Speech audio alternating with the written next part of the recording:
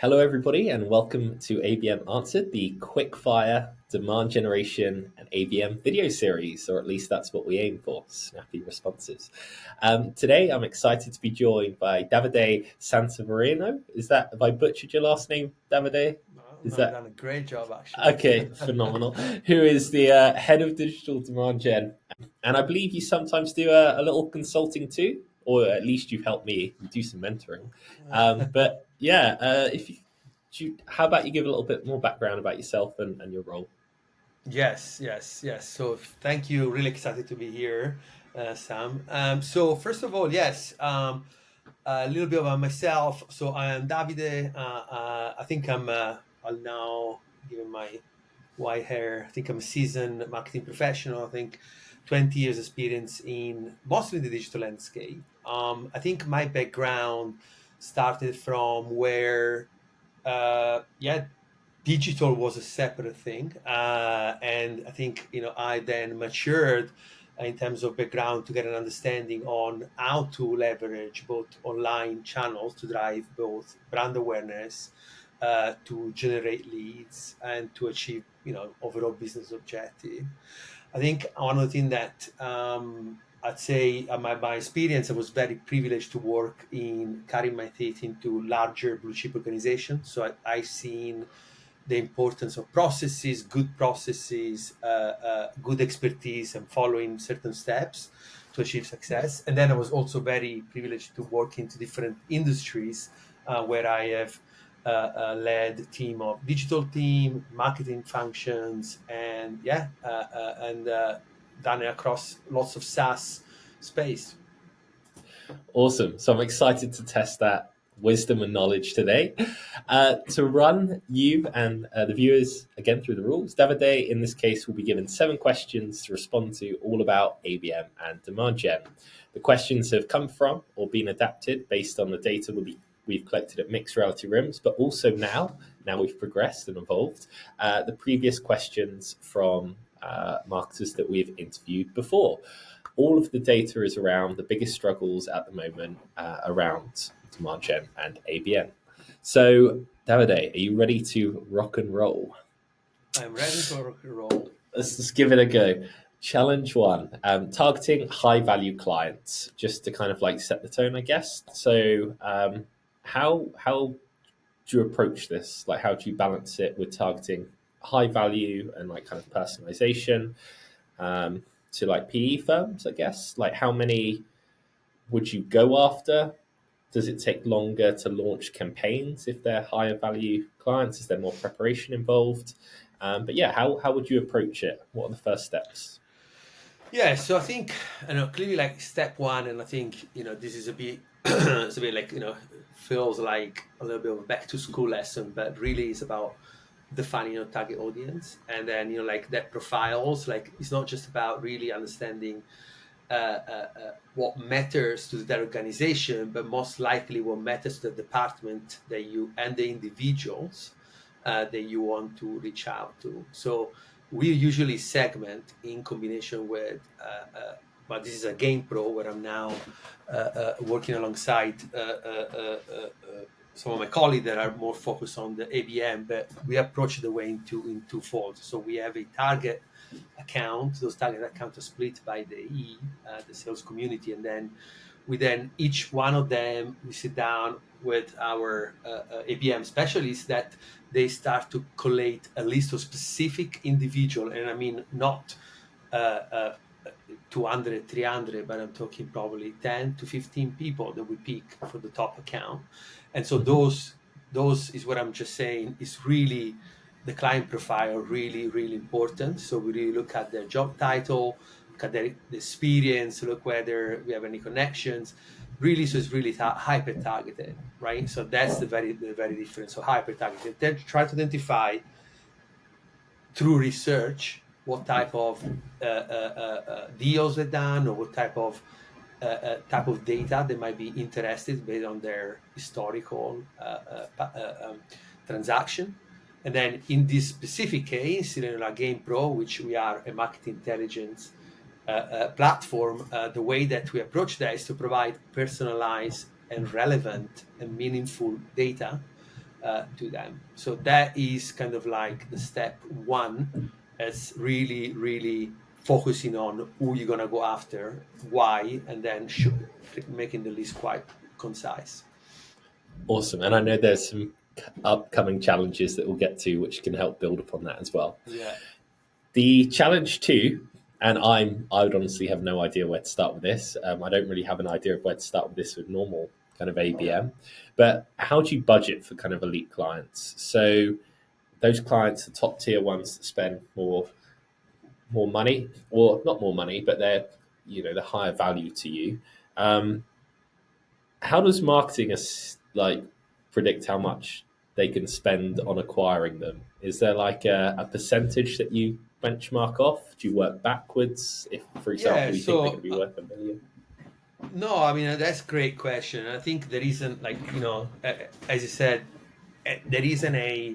I mean, I've moved across, but there is a general rule of thumb which is like, you get your CAC, your cost of acquisition, but also you get your average order value, right? And I think some of these clients, I'm even worth perhaps going over the target cost of acquisition, or even like double down, as you know that some of these organizations they will go after. So first and foremost, every organization is different, right? Like, so for us, a big client, which might be a big client in a large organization, multinational organization that is in the UK, we might decide, okay, we're going to go after this chap here, knowing that if we penetrate the account in this area, we'll be able to then land and expand, and for example, in different geography. So even if might go over the cost of acquisition, so the potential of upsell that typically come from an account, a high value client, but also it's based on the number of teams, right? So you basically, again, this is through research. So you have looked at research, look at the type of analysts that they might have in this case, or potential users if you are a SaaS platform. So you really understand what is the average order value, where do they sit into the larger tier, and then you have a target cost of acquisition, and sometimes you decide to go over that because maybe there are other, you bet that this one an important one. Sometimes the logo, even having the logo, that logo will bring in additional client just by having the logo on your website. Or even better, some of these and this is one of the nature that I'm noticing in certain organization, certainly true in this type of organization, like in this space of market insight and market intelligence. If you're able to touch upon the key companies and also demonstrate the value of your product, these individual travel, move around, and they will be your first advocate, right? So sometimes it's an investment that is worth making, to have an advocate in a large organization. So uh, many consideration, but certainly there is, to answer directly your question, we have a percentage of budget allocated for ABM and a percentage allocated for the tier one, and a percentage will be based on, you have your 10 choice, and then we want to validate whether 10 choice go in and after that budget. That's how we do it. That's really interesting kind of context you put around that as well, and thinking long game. And I think that's a lot of value startups or smaller startups can kind of latch onto as well, because in the early days it's so hard to kind of know what your lifetime value of a customer is, and also like that expansion piece and like what you mentioned, the social proof. Solid answer. Problem three is personalizing content for different clients. So again, you've got kind of like these high value private equity firms. You mentioned you might target 10 prospects each account. Um, Obviously, at Gain.Pro, I guess you've got the external, well, you've got your own data sources, right, Yeah, to help yeah, with yeah. personalization. Um, how does that play a part in like your demand gen campaigns or ABM Yeah, and I campaigns? think and I think that is one of the key thing here, right? Like, I think that I say to, when people ask me what is what's the easiest way to start, and I think product market fit, but also good product is an easy, so that differentiation and understanding what your strengths Mhm. are as a product are really key.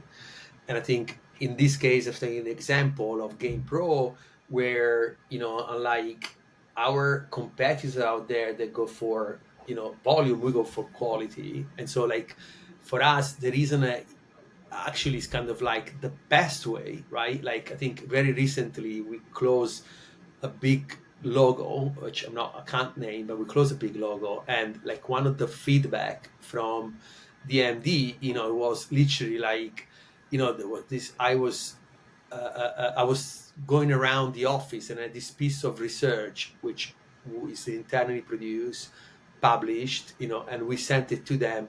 And I saw this piece of it. I was going around, I was looking, I was talking to this guy, and I said, "Look at this intel."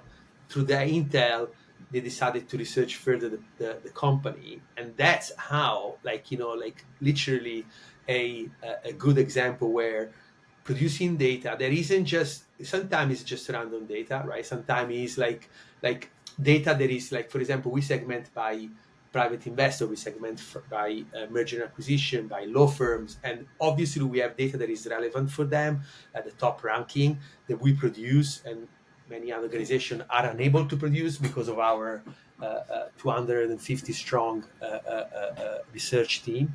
And we produce content that is really relevant for you, and we produce content that is very relevant for that specific type of organization in that in that sphere. Like these type of firms, they don't go after one thing, right? Like it's about Mm. understanding the market. So what we produce is quite relevant. So that personalization is 100% important. Like just to give you an idea, like ABM doesn't just go into the it's multifaceted, right? So if we through a mail we send them like a note, and we send them a personalized book, that we did just for them.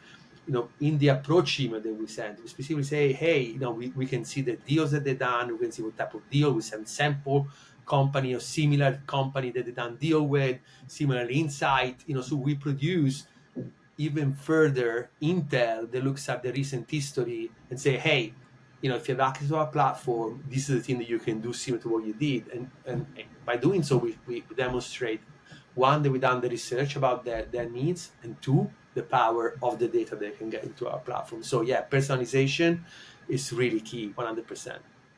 That sounds really powerful as well. Like you're demonstrating the UK use case specifically for them and how you can get them results. Not like we can, you get that on emails all the time. We'll get you 10 to 15 leads, like, bleh. But you're saying, like, hey, we can get you these results. We got someone very similar to you, and this is how we do it. And you've like paved the Yeah, way. yeah. Actually, we sent them a list of companies, right? And say, hey, look Yeah. at you looking at. Have you considered that this company in this region with this type of thing could be a potential target similar to that? So we take it to the next step, right? Yeah.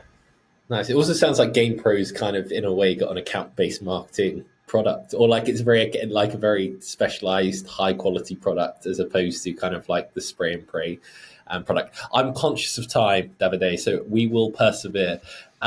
This problem four is, or challenge four, measuring success over a long sales cycle. So, how do you do this, especially I imagine with like, and correct me if I'm wrong, PE firms, M&A firms, all that, like Oh, law these firms. high Yeah, value yeah. clients, yeah, long sales cycles. How do you kind of measure success and that you're on the right track?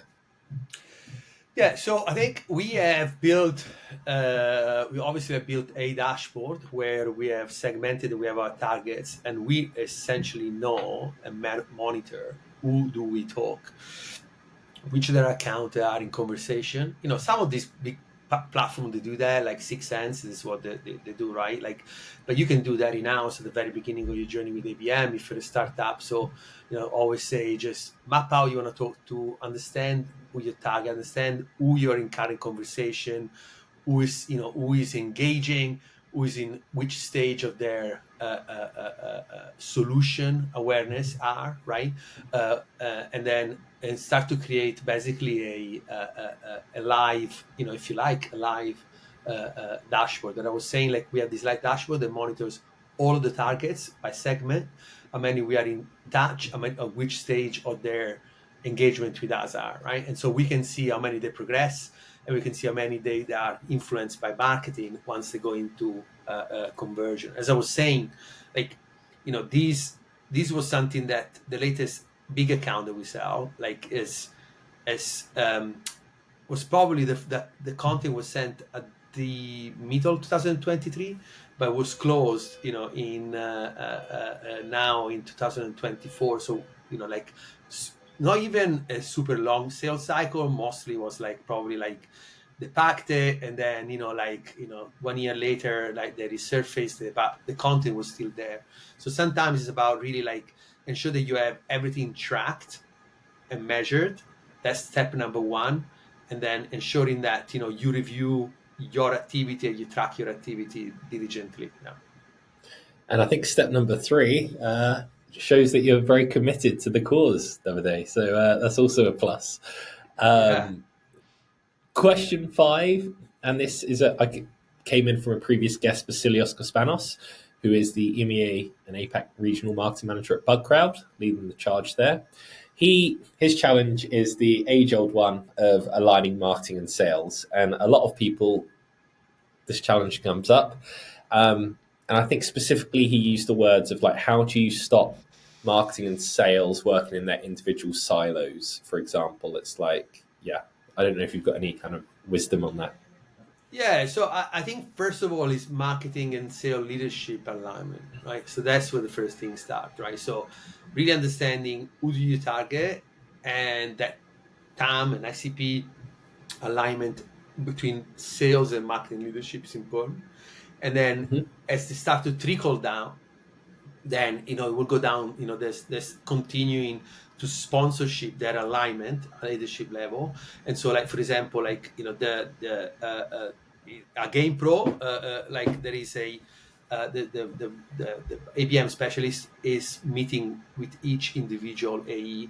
They look at the list one by one. They look at the result together. So it's really like, for me, it's top leadership alignment, clear visibility of who you target, and then visible communication and progress. I think that is where I think is the key to aligning marketing and sales. Because even if you have maybe sales alignment and marketing alignment in principle, but then you have leadership different vision, misalignment, that's where things go wrong. So I think for me, key, having seen it in different organizations, is sales leadership, marketing leadership must be like that, top level. Interesting. So you go through the accounts one by one with this. So I guess if you're going after high value accounts, there aren't going to be gazillions, are there? So you can do No, that on no, a no, one to one no. And basis. we're talking not account, we're talking literally even further. Account one, okay, how many people we're going to go after for 1-to-1 ABM, Mm. and here's 10 users, prospect that we're going to go after, and we're going to personalize this content for each of the 10 prospect. This is one to few, like 1-to-1, but we also do a one to few where maybe we don't personalize, right? Like we're looking at the account, and then maybe you just kind of like, you cast a little bit of a net around the organization and see who responds, and then you further refine for the one-to-one. Yes. Cool. I've landed the right guest for today, haven't I? That yeah, no, true ABM is one to one. Problem six. Are you okay for time? I mean, we're nearly there. Yes, We've I got am 2 okay with that. Yes, yes. Cool. So problem six is it's more of a challenge, like upselling. So what signals do you look out for? How do you package it up and be like, hey, uh, tier one account, you should spend more money with us? Like, what's your approach? Who delivers the message? I imagine that's probably the customer success person. But Yeah, yeah. how as marketing do you support that customer success in the upsell? Say, like, like upselling, there's different strategies really, like for upselling. And I think really depends from the maturity of the organization that you are working at. So if you work in an organization where, you have few client, like I think understanding the client challenges, adoption of the product use is really important. Like, because if your prospect don't use your product, most likely, like, it's going to be really hard to sell. But if they don't use it, understand why they don't use it, and Hmm. maybe saying you have an opportunity to tackle that, say, hey, we have this great assistant now that helps you use the product better, and that's your upsell opportunity. But I think in other organization really has been, I worked in a telco for a while for B2B, and I remember the account manager was key, as you said, like establishing a relationship, understanding their monthly usage, and advising to say, hey, you can you can make, you can create lots of benefit by adding this extra package here, for you. So it's a combination of understanding, but I think upselling is really understanding your product use, understanding how each account performs, and then try to anticipate any potential churn, right? Yeah. That's really interesting about not leaving it to the end, because I still do that. So I should probably have had like met you a couple of years ago. Um, Great answer. Question 7, and it's like one of my favorite ever questions, came in from Emily York Goldney. And Davide, I encourage you to be as weird, unconventional, and crazy as possible.